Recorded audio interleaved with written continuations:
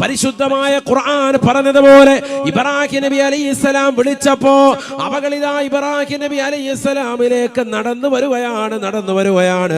തലയില്ലാതെ ഇബ്രാഹിം നബി അലൈഹിസ്സലാമിന്റെ മുന്നിലേക്ക് ഓരോ ജീവജാലങ്ങളും നടന്നു വന്നുകൊണ്ട് നിൽക്കുകയാണ്. ഇബ്രാഹിം നബി അലൈഹിസ്സലാം നാലിന്റെയും തലകൾ കൈപിടിച്ചുകൊണ്ട് വീണ്ടും വിളിക്കുകയാണ്, വരുക.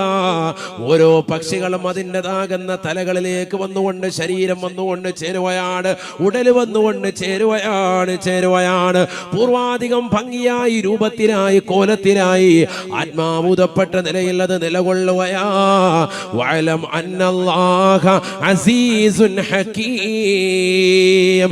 ഈ ലോകത്തിന്റെ തമ്പുരാനായ ജഗന്നിയന്താവായ പരിപാലകനാകുന്ന പടച്ചറബ് എത്ര വലിയതാകുന്ന അറിവുള്ള വ്യക്തിത്വമാണ്, എത്ര വലിയ തത്വജ്ഞാനമുള്ള വ്യക്തിത്വമാണ്.